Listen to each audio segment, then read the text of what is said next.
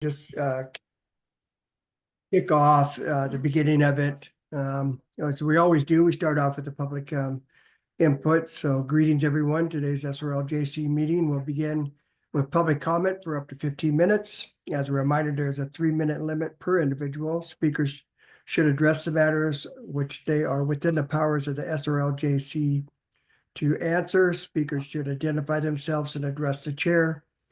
Council members will not engage in the dialogue. If you would like to comment and have not done so already, send a chat to the admin assistant. She'll give you a speaker number and announce when it's your opportunity to speak. And we'll start it now.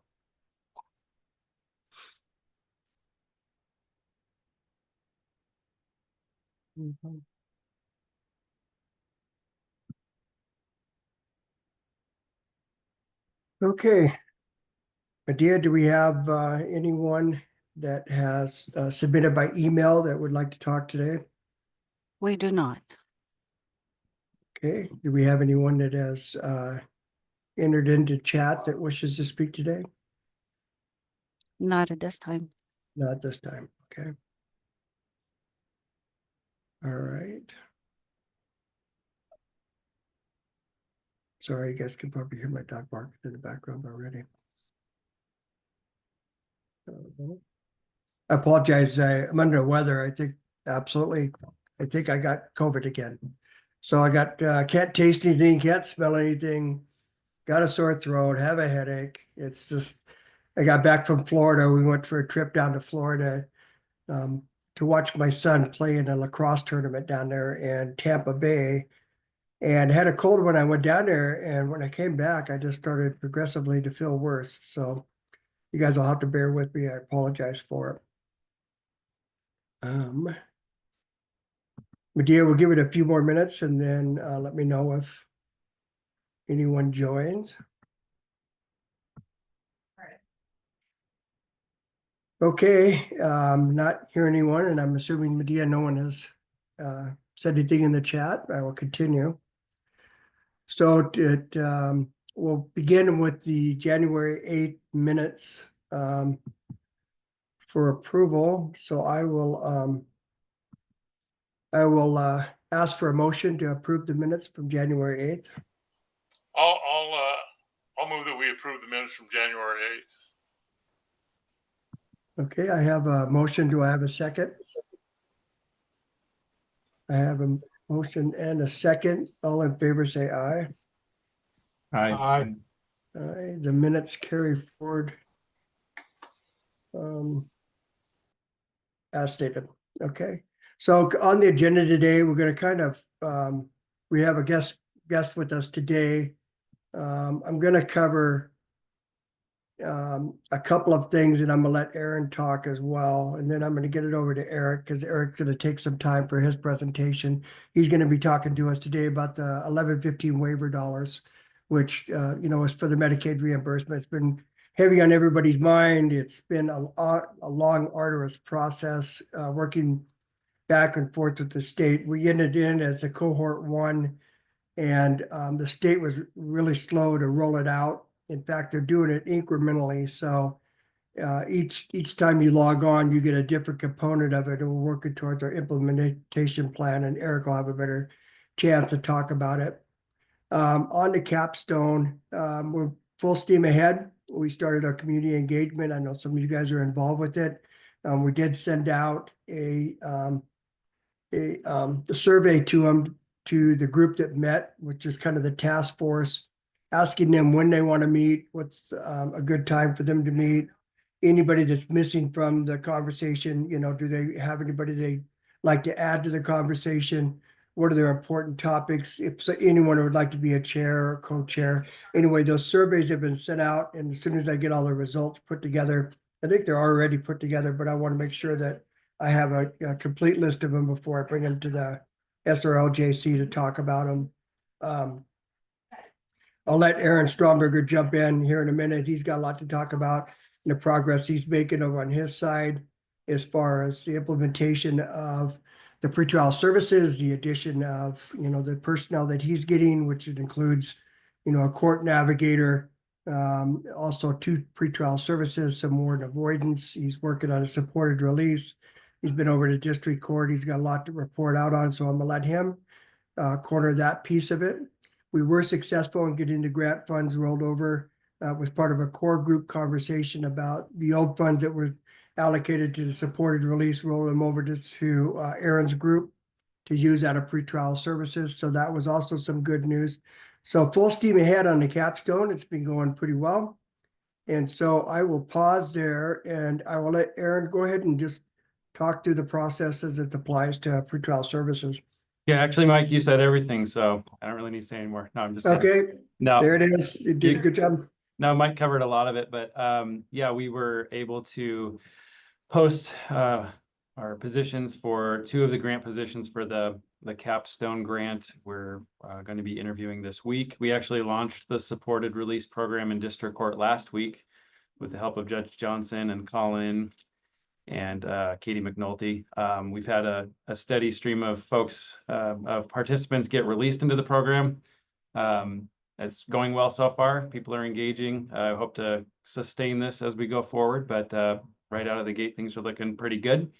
That Mike mentioned that component of the court navigator. That's the next piece we'll be looking at. So definitely appreciate any input that the group might have on that, as far as what kind of help, what kind of wayfinding assistance, navigation assistance we can provide here around the courthouse and the county campus in general. So that's where we're at right now, hoping to fill those positions here in the short future here for that grant.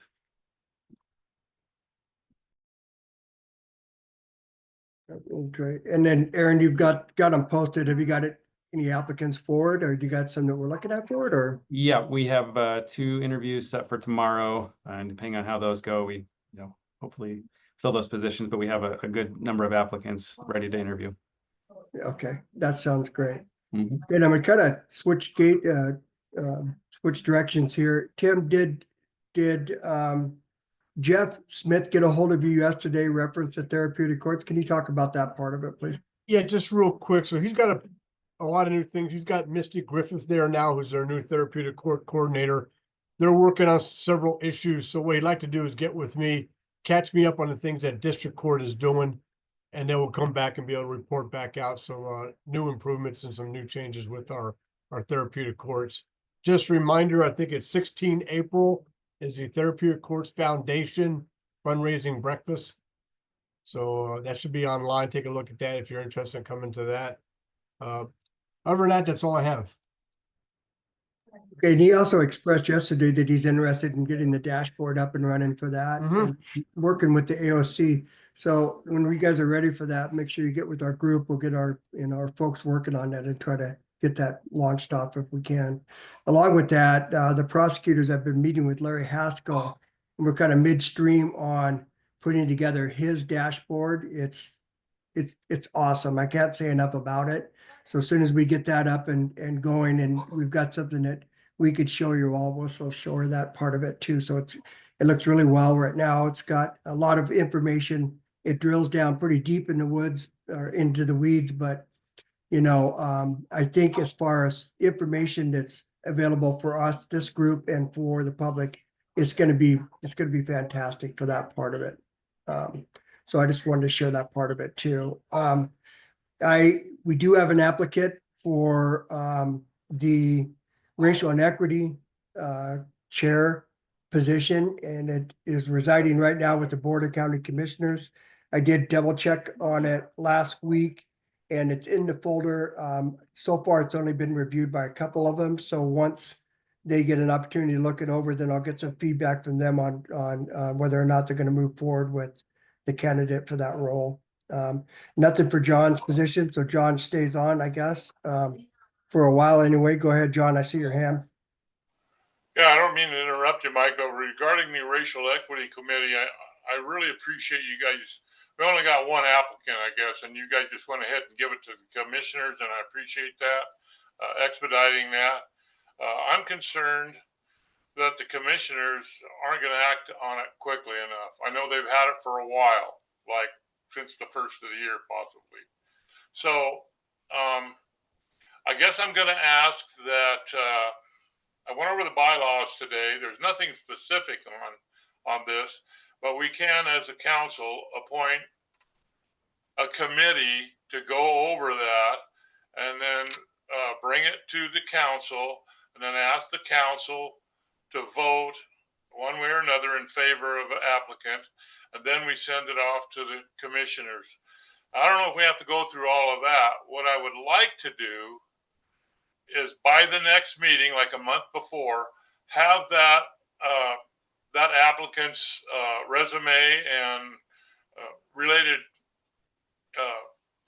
letters of recommendation, those sorts of things, given to just email to the council for them to go over it, and we can just brush over it quickly at our next council meeting. And I hope that we will be able to recommend to the county commissioners as a council to pick up the pace and approve this racial equity committee chair. So I guess I'm asking that we send that out all the council members so that we can be ready to talk about it at length, not at length, but talk about it a little bit more at our next meeting. I just, as you said, my term is up and I'm sitting here till we get somebody else. And my hope is that we can fill the racial equity chair before we fill this position. And quickly, I'll mention that Rochelle's position is up this month. I hope she re-ups. But so we've got a lot of irons in the fire with regard to representatives of the community. So I'll leave it at that and ask that each council member receive a copy of that applicant for the racial equity committee chair and give us a chance to look at that person's qualifications. And I appreciate that, John. I will keep doing my due diligence. Like I said, I just checked on it last week. And I will keep the pressure on and try to get some information out of it. And then if it need be, we as a council can always come together and pen a letter for the Board of County Commissioners and certainly send that forward. So I'll get an opportunity to sit back and talk to Justin, the vice chair. We've got to figure out a better process or a more mainstream process for these things. And so, like you said, I read over the bylaws. It's pretty silent to that about the period of time it takes for them to make the decision on those. And we've had applicants that have come, in and out of the process. And if we don't have this more expedited, we're going to lose people that are going to be interested in doing this. So we're going to work on doing that part of it, at least from my side. And I'll meet with Justin offline, John, and I'll get back to the group on kind of direction we think we should go on this. If that's agreeable with you, Justin. Well, I just a minute. I appreciate that, Mike, and I appreciate, since there's only one applicant, we didn't really need to look at it. So you expedited it actually by forwarding it to the commissioner. So I appreciate that. But in our, we voted on accepting the minutes, and Marianne Clear and Gwen Wright have joined us, and they're supposed to help us, and they will. They're definitely qualified. And one of the lines in our minutes says, we want to send a good message to the community that we are willing to listen and understand what the issues are and do something about them. So my opinion, one of the issues is getting a racial equity chair on board as soon as possible. It's just been too long. So I'll end it with that. Thank you. Well, and I appreciate that too, because Gwen and Marianne are helping me with this as well. So they have come on board and they've volunteered to help with this process as well. So I think what we need to do is just really sit down and redefine the process, look at it, and then have a good conversation with the Board of County Commissioners on how that we can mainstream some of these things. So thank you for bringing that up, John. That's a good point. I appreciate that. So, all right, any other things we want to talk about, Justin, before I jump in with Eric Green's presentation? No, I appreciate John's, bringing that up. The timing is, it's always sort of slow and deliberate when we get to this point. But I think internally, as Mike said, we need to do a better job, and probably we can task Medea to just watch for these dates as people's terms are rotating. So we put out the solicitation in a timely manner because we almost always seem to get to the point where it's a rush at the end. And internally, we do need to do better so this doesn't happen again. So, thank you. And yeah, and then Justin, in Medea's defense, we are Well, reviewing. I'm not saying no, anything bad no, no, about no. Medea. It's I'm essentially, we're just trying to not really good at identify. this as a group. I'm trying to identify the bottleneck here. We are sending them over to the board, and it's going on the county's website. I think we need to do. I don't think that that's visible enough. I guess is one of the things that I'm saying. I think we've got to make it more visible than that, and to draw more attention to it than what we're doing. So I appreciate those comments, Justin. So what we'll do is I'd like to meet with you offline, like I'm saying, and you and I kind of noodle through this with Mary Ann and Gwen and see if we can't come up with something that we could come back to the group with. If that's okay with you. So, Yeah, no, that's good. okay, that's great. Okay, so now I'm going to introduce Eric Green. Eric Green is the project manager on the Waiver 1115 project. He's got a presentation that he wants to show and go through with us. And I wanted to give him enough time because he does have quite a bit of material to cover. So Eric and Medea, you can work on sharing your screen right now.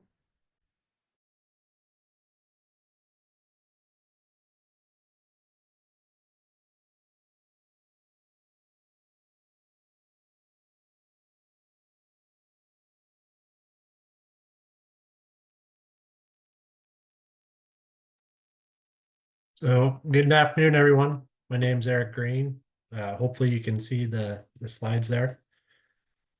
So I am the project manager that was brought on to do the Washington State Healthcare Authority Carstal Facility Reentry 1115 waiver. For those not aware, the reentry initiative is basically a Medicaid waiver that allows for a set of limited benefits for inmates for some stuff, which we'll go through that here in a minute.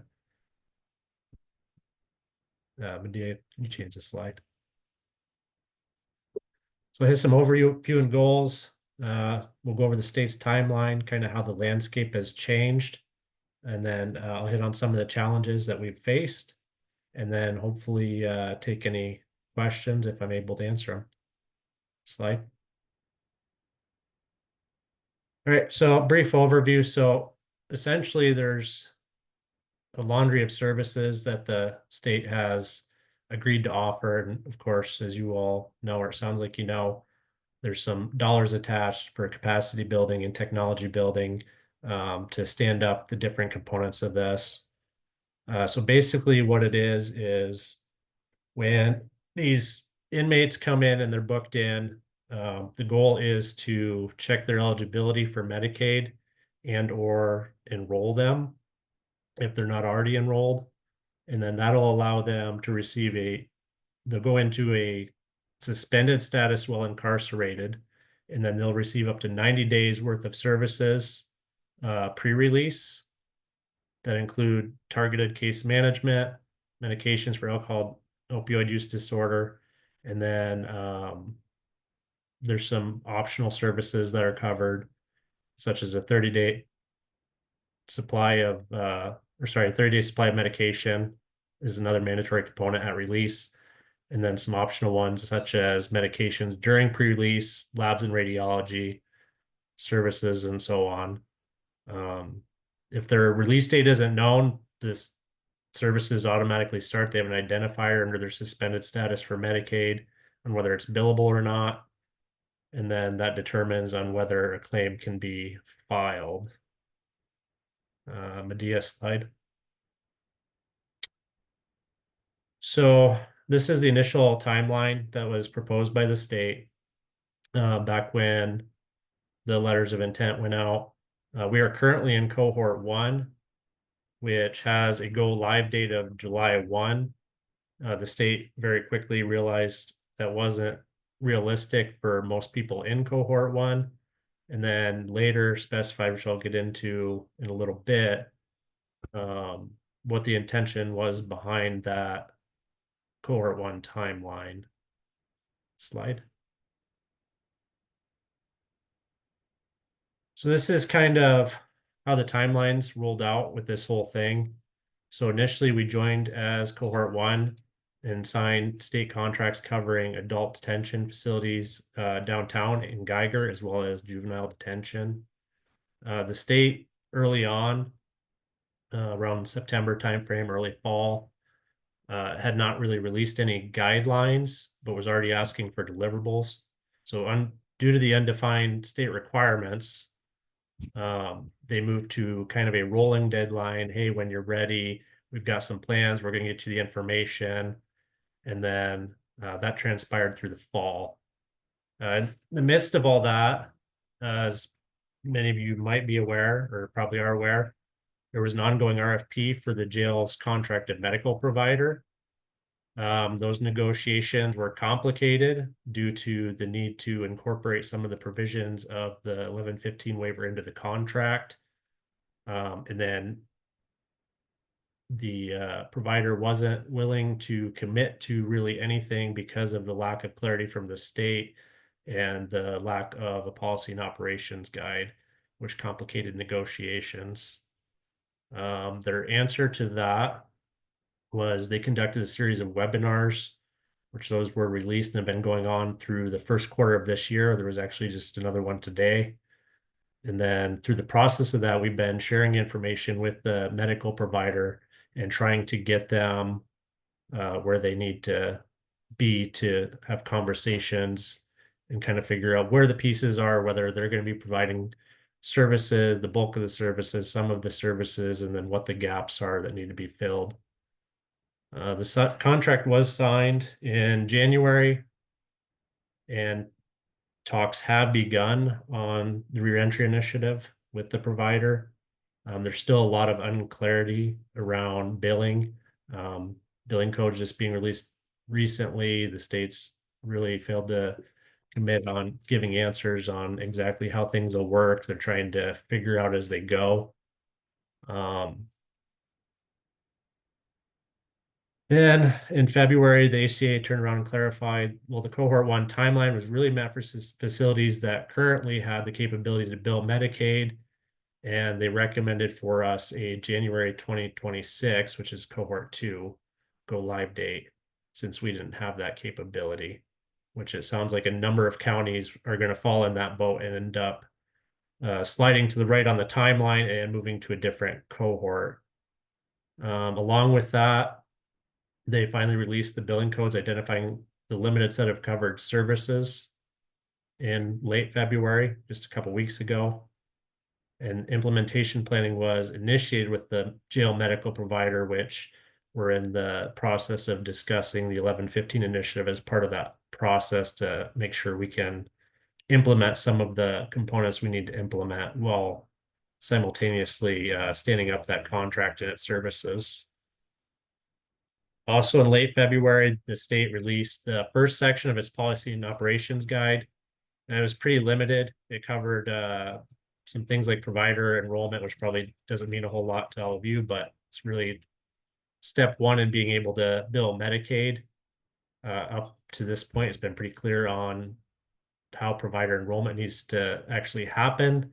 The main constraint being without knowing who is doing the billing and how all that's going to be constructed and flow, you really can't enroll a provider because that determines how the billing has to happen.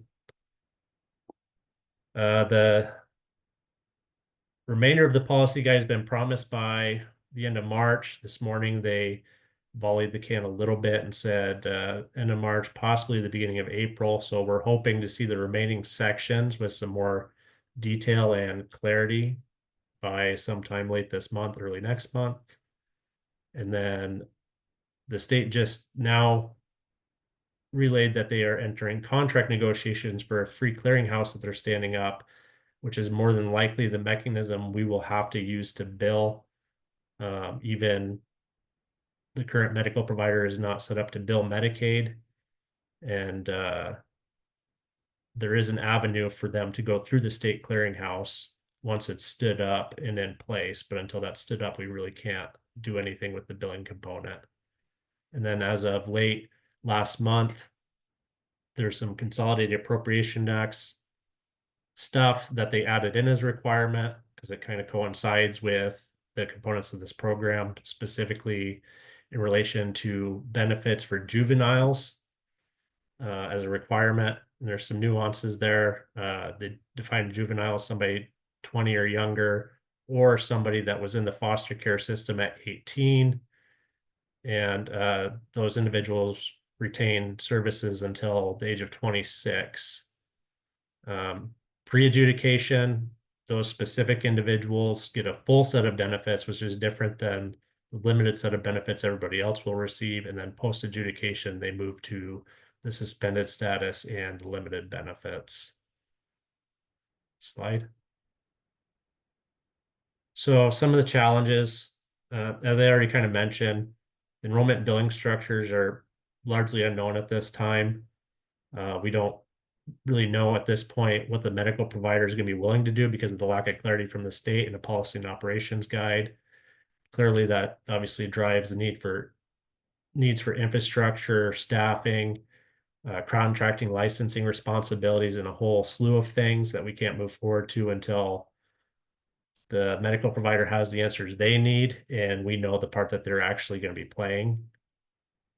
Due to the limited nature of the benefits that are covered, there's a very good chance, and we've done some initial math. There's really no data to support what can be recuperated through Medicaid at this point. The only state that has gone live is California, and they're not really sharing information yet as far as what they've been able to recuperate. Initial indications are that this program could potentially cost more just to meet the program requirements and to even do the billing than what can be recuperated, but more to come on that. The jail medical provider has agreed to discuss their involvement.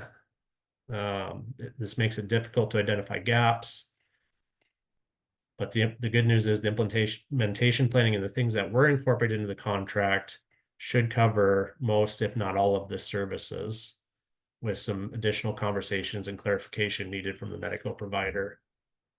Another point of contention, so medications, specifically pre-release medications, the state's relayed those can only be billed as a point of sale purchase, meaning they're not a billing claim, meaning they have to be prescribed to a specific individual as a 30-day supply or whatever the prescription ends up being. Since the most correctional facilities or carceral facilities do bulk orders of medication and then pass it out daily, there's not really any way to do point of sale purchasing on those medications. So we're really unclear on how that's going to be dispensed or how it can be billed at this point. And most of the facilities throughout the state are trying to figure that out as well. Juvenile detention does not currently have an electronic health record system to meet the program requirements. The state is standing one up, but it's not anticipated to be live until sometime next year, meaning they have to fill the gap in between in order to go live. And they're finding out that it's more costly than they had initially anticipated. Medications at release have been directed to be in hand, which is complicated because obviously you have changing release dates. Sometimes people are released on the spot. Different variables tie in that doesn't always make it feasible to hand somebody a 30 supply of medication. Variability is unknown or changing estimates. Release dates affect when incarcerated individuals are eligible for services, which are structured as 90-day pre-release and 30 days post-release. The other caveat to that is the 90 days of services can be stopped and restarted. So if somebody comes in, they're booked within 24 hours, they have to be screened, they have to be enrolled, or an enrollment application submitted within 2 business days. If they do not have a release date at that point, they automatically become eligible for 90 days of services until the release date is known. Then once the release date is known, it automatically stops that 90 days. Or if they hit the 90 days, it'll automatically stop their benefits until they're within the 90 days of the known release date. Then obviously a lack of a policy and operations guide combined with changing requirements from the state complicates the planning and implementation of all of this. Slide.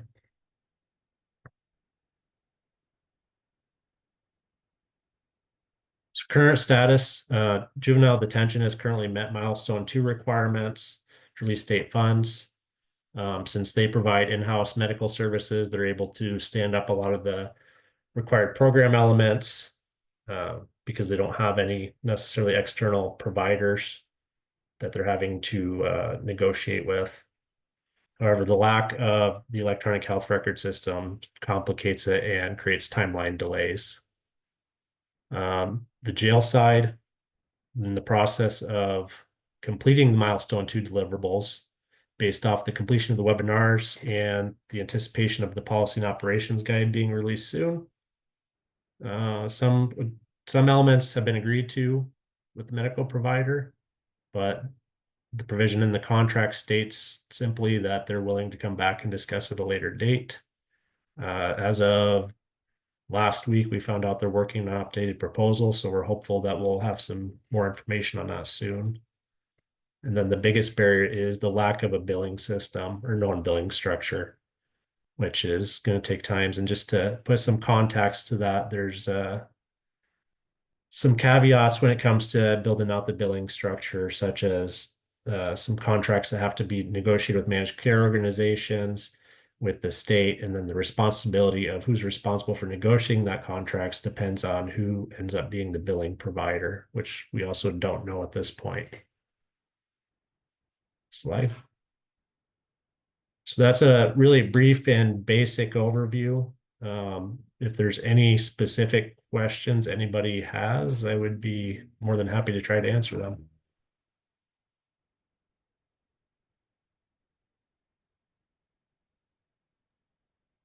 No questions. He did that good a job. I guess. Yeah. You know, that's a good example of, you know, the information came out, everybody was super excited about having the ability to bill back for Medicaid. And then, you know, when you start really getting into the weeds and start working on this project, there's a lot to it. And to Eric's point, you know, we went through a negotiation with the medical contractor for the jail. We did ultimately go back with NAVCare again. They were real hesitant at the beginning of the contract to have any language whatsoever in the contract that would tie it to the waiver $11-15. We couldn't move forward without it, so we had several conversations over that. They have, since we talked to them, included in the contract language that they would stand up a billing mechanism, which is their 5.0, which is a new software system that we're hoping to recover some of the cost of that increase, through the state dollars that are available for the technical part of it.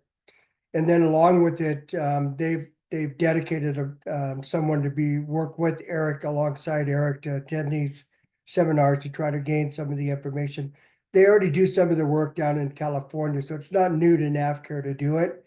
It's just that Washington State has taken so long to roll out all the details on it. I mean, the MCOs didn't come out until a month ago, which was really problematic because they don't know if they're going to recover the full cost of their services, and we couldn't do that until we identified what services they were. So there were just a tremendous amount that went into it. But Eric's did a pretty good job of keeping on top of it. And like I said, we'll try to keep you guys posted as much as we can on this as the information rolls out. But I told you last time that I'd bring him to the conversation to talk about it. So here he is. So thank you, Eric. Any questions before Eric jumps off for Eric? I had a couple. Okay. Good to meet you, Eric. One question I had, just from where I sit as a sentencing judge, is it seems like most of the people that get sentenced are either getting sentenced to go to state prison, so we're not going to be using it. And then the other people who come in front of me are time served. So I'm just wondering, how many people do we even think we would know enough about to have a known release from the county jail into the community? what kind of, do you have any sense of that from looking at the data? What, because it seems like it might be a really small number. So just wondering. Yeah, and Eric, you could jump in it, but it is we anticipate it's a small number too, Judge. But go ahead, Eric. Yeah, no, in the initial look, we've kind of taken some of the data we have. We've had to make a lot of assumptions and crunching the initial numbers. But that's the concern, exactly what you laid out is, I mean, it ends up being potentially being a very limited of scope of people that are eligible for these benefits. And then when you're standing up staffing and all these other elements, paying for billing and claims people, standing up a billing system, our initial indication was that the potential numbers could be, I mean, as low as single digits in some months. And you're talking, I mean, it's $200,000 to $300,000 just to conduct the billing. Right? Yeah. So again, and there's been sentiment and NAFCAR's relayed to me and other jails they're working with across the country that, you know, is the juice worth the squeeze because of kind of some of the same concerns. And the state up to this point has really, they've taken the approach of, hey, these are the program elements, this is what we want to do. And then it's turned into, they kind of release information, they get stuff fired back at them, and then it's, oh, that's really grim news, that's not what we were expecting. And then they try to adapt their model in the best way they can. But at this point, it just doesn't look like it's a viable program as far as sustainability, just because it's not set up to support that type of environment and set up for a hospital or the idea of what a hospital would look like. And there's all these nuances where, you know, it's a very limited scope of benefits that's going to apply to a limited amount of people. It's this limited window that they're eligible. And then, of course, there's all these unknown variables. The good news is for those people that are sentenced to like state prison and those things, or time served, if there's no release date in the system, they'll automatically receive 90 days worth of benefits on the front end once they're booked in. Okay. But we would have to get things set up in order to do that piece, just that. Correct. Yeah, it would take some work on that side, Judge, to have that as a no, like this is going to be your release date. We could put those, you know, have them pre-qualify for it and get them set up for it. But it's going to take a fair amount of coordination to do that. But what I'm understanding, and I know there's other people raise your hand, but so it sounds like there's two different worlds. One world is you're going to be released and you get a certain amount of services, but there's another world that once you land in the jail, if we don't know, you get 90 days. Is that what so it seems like that's where the benefit is going to be, not so much on the people that are being released. Is that fair, Eric? Yeah, I think that's pretty fair. I mean, Okay. the scenario where the release date's known is, with the way release dates work, or at least what I've been told, not being in that world, is almost impossible. Right. And the planning of that is going to be almost impossible. So they've kind of just taken the guidelines that, well, as soon as you know, or it's based off the information you know at the time. So, I mean, it's kind of going to be, or that piece of it's going to be this big coordination effort where, well, if you can make it happen, you make it happen. If not, then it's just kind of the circumstances you're fed with. And then hopefully you can offer them some of the post-release benefits if they're being released. Okay. All right. I'll defer. I'll stand down for Terry. Yeah. And then one other thing to add on to that. So there is one other benefit for these individuals, and that is the program actually allows, so before they would actually come in and they would be put in a suspended status and their enrollment in Medicaid would drop, and then they would have to re-enroll once they were released. So the way this program is set up, they get an identifier placed on their suspended status. So once they're released, their benefits are actually reinstated without them having to re-enroll. That's okay. Well, that's great. Thanks. All right. Thank you. I think my thoughts are probably along the same lines as Judge Beggs, but from the misdemeanor world, thinking about how many people are on catch and release, how many warrants are served, how many people are booked into the jail, and kind of that Mhm. cycle. I think there's a tremendous cost to giving everybody who cycles through 90 days of benefits. And so that's what I heard. That was the part that, the cost of setting it up is one thing, but those costs of actually administering those drugs and, I'm old enough to have been around back in the day when people would break the law on purpose just so they could, be in jail overnight and it was warm. And maybe some of that still happens, but when there's benefits attached, especially expensive medical benefits, there could be an incentive for people Mhm. to come into the jail, especially if they have very expensive drugs they need, like cancer drugs and some of those other things. And so I'm concerned that we're creating a bad incentive because street savvy people know how to get what they need. And, they already have criminal history, so there's no deterrent there, like throw it on the heap and what's one more. Yeah, But and so that's a little bit of my concern is how do we protect ourselves against that automatic 90 days where we're paying for a lot of drugs. yeah, and you're not alone in that sentiment. That's kind of been echoed across the state, that allowance for some type of abuse, or hey, if I go get locked up, I get these benefits that I wouldn't normally have, or maybe access to these medications. And then the other one that comes up is the pre-release drugs. I mean, you're going to hand somebody that's got a drug addiction 30 days worth of Suboxone or whatever it ends up being, which, they could go out on the street and sell, or who knows what. So there's an avenue for abuse there as well. The state has thrown on the caveat of clinical judgment. So I guess that would be one way of creating some type of balance where if it's clinically indicated that it's not the best idea to send them out the door with those drugs, or for at least that part of it, then there's the leverage there, or the avenue of the doctor being able to say, no, it's not clinically recommended based on this individual in their past. I think there's opportunity though for drugs that are needed for medical care that we could be on the hook for, that maybe if they're coming to jail just for the sake of getting the drugs, that's what I think we need to protect ourselves against. And there might be women who come in and have a baby because it's paid Yeah. for. Yeah, I actually don't think they're gonna have any good data until after cohort 1 goes through the process. I think we're gonna have to go through the process and see what the numbers flesh out and some of the nuances. I'm kind of on both sides of that, Terry. If they have a drug addiction and they need help, this might be the interrupter to get some of the necessary help that they need. It's defining that and getting the right people, the right kind of help. And so I I'm gonna be curious to see how this all plays out, but I think the number, or the devil will be in the details, and I don't think that's gonna happen until after one of these cohorts goes successfully through the program and to see how it works. But that's kind of how my feeling on that part of it.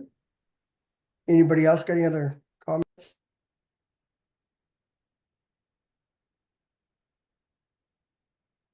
Not even the public defender? I have comments, Mike, but I don't know how useful they are. You don't know how you don't know how to phrase them for the group. Yeah. Okay. So before I do the roundtable, first off, Eric, thank you for the presentation. If there's no more for him, he can jump off, and I very much appreciate it. Thank you. Cool. Thanks, guys. So most of us are registered and ready to go for the conference that's coming up. As it turns out, I got a phone call from the foundation. They want me to actually talk about our waiver program. So you guys will get an opportunity to see this PowerPoint again. We're not the only ones in talking with the MacArthur Foundation. Nationwide, people are struggling with this. It's not just Washington State that's implementing this. California's had real big challenges with it. So I think it's going to be a pretty robust conversation around some of these topics that came up today, and just kind of, hearing lessons learned from other jurisdictions and things that they've gone through that might be beneficial for all of us to to bring back here. So anyway, I think it's going to be a good conference. I am not going to be on the flight with you all from Spokane. I get back from Hawaii on the 14th. And so I would have to drive home to Spokane to fly back out. So I'm just going to fly out of Seattle and I'll meet you guys down there, on the 15th. So. All right. So now the round table, we'll start with Superior Court, Judge Biggs. I don't have too much more other than, as I shared last time, I'm on that statewide jail modernization task force. And our next meeting, we're going to be talking about the Medicaid waiver program. So I'm primed to ask some tough questions on that. So that's all I got. Well, good. I hope you could bring some stuff back. Just the collective input would be really nice to know, and just have a perspective of the state on that. So. Yeah, I will, and I'm hoping in another month or so, we're gonna actually have a proposal of how to get some access to state money for at least renovations, probably not new construction, but. Yeah. So, Judge O'Sullivan. I don't think I have anything to update the group with. Mr. Bingham, am I missing something that I should be? We've just been very busy. Our filings continue to be pretty high, and I think we're pushing a municipal court out to trial almost every week. So they've been a busy bunch of judges the last month or so. I guess the only thing I would just put on the radar is, with our treatment courts, much of our funding comes through the AOC, and we just did receive updates that we are taking cuts across the board. So really going to be discussing with the city, sustainability of our current programs, and really we're kind of, we have received some funding from the BJA with regards to a drug court, but because of the uncertainty with federal grants right now, we're really on hold. And so those are kind of just the two pressing issues I would say right now. Did probation stay pretty much intact? Did they? We weather did, the yes, storm? we did. That's We did awesome. survive. So we maintained all positions but one community justice specialist, and then we lost one clerk position out of the clerk's office. So we're currently in the process of attempting to get those positions filled. I'm sure Aaron can speak to this. So it sounds like though you had a number of applicants. It is a slow process with the city, and it's interviews are happening actually this week. So hopefully we are not fully staffed, but hopefully in the upcoming months, we will be fully staffed within community justice services, which will be great. Yeah, I really applaud the model that you guys have. I was hoping that would weather the storm, because you guys are doing a good job on that front. That's for sure. Yeah, So, we are hanging on. You are hanging on. Mhm. Colin, do you have anything from the? Just that I want to thank Aaron again, and Katie and Judge Johnson. Supported release seems to be going well thus far, Mike. I know it's early, but Aaron did a tremendous job. Also, Judge Johnson's input has been crucial in this second version of supported release. The court is now going to, on its own motion, recommend candidates for that program that otherwise wouldn't be OR'd. So I think it's going to work a lot better. So appreciate it. Aaron, do you have any closing remarks over there? Not too much more other than, big thanks to Judge Johnson. We've already seen a number of participants enter the program who would have not qualified previously. So we're off to a good start. So much thanks. Yeah, the one thing too that's going to be nice about this is that we developed that dashboard for Aaron, so he'll be able to keep statistics. Our goal is to sustain the program, so we're going to be really tracking the data on this program, so that we have a good robust selling point when it comes around to sustaining the program in the long run. The handoff from MacArthur to us. So it's going to be very important. It's going to be vital for us. Tim, what do you got? I almost hate to say it, Tim, because you'll take 20 minutes. No, things are great. We get about 2,200 documents filed a day on average. So I know how you feel, Justin. I know exactly what you're saying. But hey, digital archives is fully up. So our entire court record has been moved over to digital archives at Cheney. So everything's available for people to go online, and they pay for your copies and do everything at Cheney, and then Cheney sends us the revenue. So it's saving us a lot of customer service time and making copies in mail. We still do the certified copies, but everything else is available on the digital archives now, which is great. And then for Judge O'Sullivan, I sit on the BJA and the Court Management Council. Our last BJA meeting, it was begrudgingly agreed to that AOC is going to take a $12.5 million budget cut. And 4 million of that is going to come out of education alone. So, I mean, they're going to take us, I mean, 12.5 million is a lot for AOC. And that's substantial cuts for them. So Yeah. just that it's out there. I mean, the budget, there are 2.5 billion in the hole in the state this year. They've got to account for it somehow. So you'll be seeing cuts in programs. Yeah, we know that we're not alone, that those those cuts are across the board, but still hurts. Oh yeah, especially education. We're all like, no, not education. Yeah. Mayor Cooper?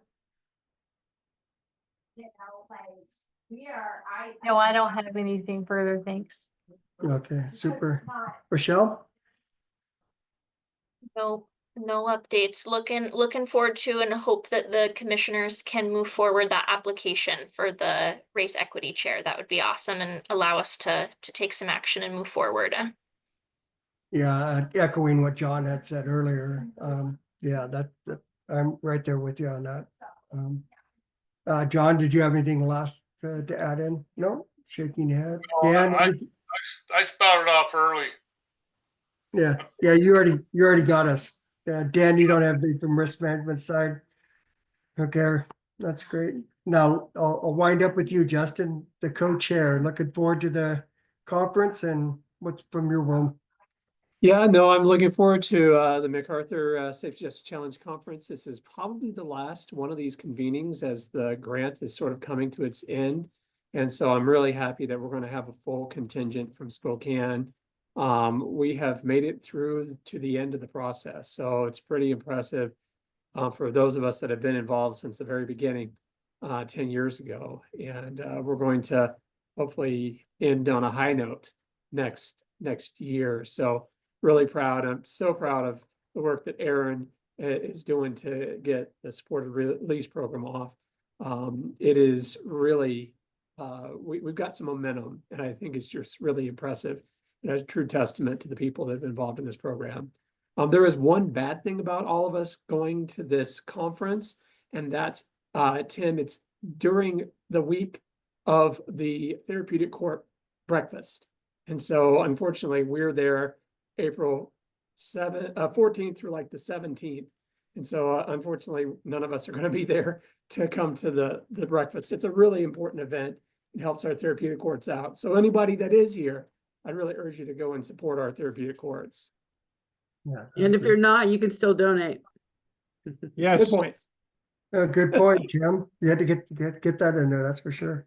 Send around So a little that's all I got. donation envelopes along with it, and yeah, okay. All right, guys. Well, thank you. Sorry, I'm working from home today, but I hope everybody's doing well, and I sure look forward to the next month, and we'll try to keep you abreast of all the things that are going on, and looking forward to that rollout from Tim's group on the therapeutic courts. Hopefully we could have something a little bit more robust for the next meeting. That'd be great. So, okay, guys, have a good day. Enjoy your lunch. Thank you.